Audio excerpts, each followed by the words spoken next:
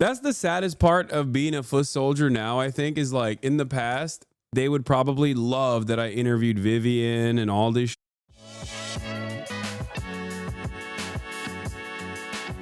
Folks. Yesterday I ended the interview with Vivian, Elon Musk's estranged daughter. It was a fantastic interview.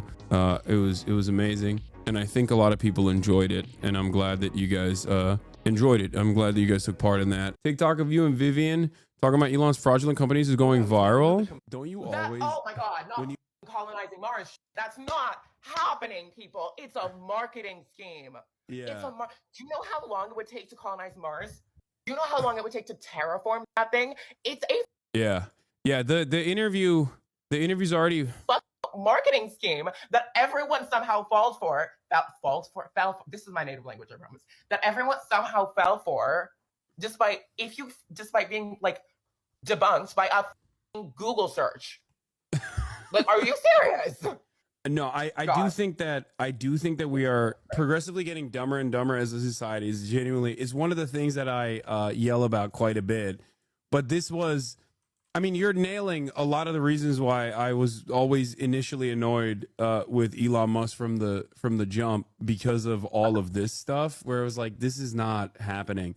Like, I remember having these conversations with like the donut media guys, who are like car guys, right? And I was like, on paper, I'm supposed to love this person because like, this is supposed to be like a green energy focused person who, but he's not. Exactly. I'm saying like on paper, he's supposed to be like leading the charge on renewable energy and electric vehicles and yet, you know, he's such a fucking douchebag. 10 years? 10 years that facade worked? God. Yeah, but I mean, okay, so but all of these lies, though, it still seems to work, because I mean, this is the first time I've ever experienced like I've expected, and people who understand the market a lot better than me have thought that like, oh well, you know, we should short Tesla. It's inevitably going to look at E ratio, and then look at Tesla stock compared to other car companies. Yeah, no, exactly, because it's not a car company, it's a tech company, right? It's just like a silly. It's not a car company; it's a Ponzi scheme. Yeah, exactly. Anyway, the interview was great, and in the aftermath of the interview, she posted, I guess, an Instagram story. All right, and we'll look at that in a second. Hold on. Male gaming cut you out completely. When I was like 12, he was bronze in Overwatch, and. Wait, what the hell? Me and my twin weren't. And he would try to constantly get us to play ranked with him. And I'm like 90% sure it was just because we could carry him. And I was like a 12-year-old Hanzo main who was like barely in silver. He was a bronze Torbjorn main. He was dog awful, like god awful. That's crazy. Daily Mail Gaming. It's like, I am a pro Path of Exile, whatever. Like, no. Phineas reposted trader? No, that's not. What are you talking about? I'm not going to send them a copy strike. I don't care. It's fine. Who gives a shit? Whatever. Not. This is so cringe. Why would you even pretend to be like, it's fine not to be a gamer? Vivian cooked you again? Oh, yeah. Here, hold on. Where it's pronounced Vivlinus, like the word villainous, not Vivlanius. This is directed at no one in particular, at HasanAbi Piker. Okay. So apparently she posted this after on her Instagram stories about the interview. Let's see what she said. I was just on stream with Hasan Piker. Very cool. 10 out of 10. Very cool experience. Would do it again.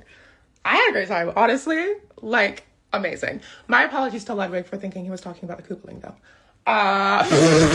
Don't come for me. Yeah. Hell yeah. It was great. It was a great collab. I very much enjoyed it. I liked it a lot. And I'm happy with the way it turned out, for sure. It was very fun. It was a very fun conversation. This is actually a really good take. It's got to kill him inside that she's such a better poster than he is. Yeah, she really is. She is an infinitely... She has more posting power and charisma in her pinky nail than Elon has ever had in his entire life, in his entire existence, as a tryhard who tries so goddamn hard. So insanely hard to be beloved, to be well liked. Yeah, she's the polar bear opposite of him at 100%. Yeah, this is funny. There was a lot of like funny memes that came out of this, but Elon Musk's daughter Vivian tells Hasan that Elon would ask her and her twin to boost him out of bronze in Overwatch because he couldn't do it himself, lol. And then Elon reposted this while the interview was going on, which makes me feel like he might have been watching, you know? Now you have to play dress to impress. I want to. Yeah, I don't know why Elon just doesn't like hire a PR person to do his memes, like hire like a social media manager. Even Trump, unironically, has a better grasp on this stuff as maybe like a television personality. But like Trump has a poster guy who embodies the way Trump posts and has been able to perfectly replicate it. You know what I mean? Like it doesn't make sense. But yeah, she also said it's pronounced villainous, like the word villainous, not villainous. And because I butchered it. I butchered that spelling. Thank you so much for coming on. This was a wonderful time. I had a great time. Is there anything you want to say as your final words, as your final thoughts on the broadcast? Give us your outro. To all the people watching, keep serving. Bye, bitches. Okay. All right. Ladies and gentlemen, that was Vivian Wilson. I hope you guys enjoyed that conversation. She was fantastic. You can find her on TikTok at Vivlanius and on Threads at Vivlanius as well. You do know why. He thinks he's smarter and better than any potential social media manager ever could be. Yeah, for sure. Donald doesn't write his own True Socials. No, Donald Trump has a golf caddy who is actually related, who's cousins with Alex, friend of the show, Alex Lol Overruled, who has been with him since the early days, who has been his social media manager. Yes, I forget his name now, but like that is Dan Scavino. Dan Scavino is Donald Trump's poster. Dan Scavino has been able to perfect the way Trump speaks. His maternal cousin, yeah, is so gross and predatory for Hasan, a grown man, to bring on a gender-confused child to own his father. So gross. Yeah, I saw all the Elon writers shitting on me on this. She's 20 years old, man.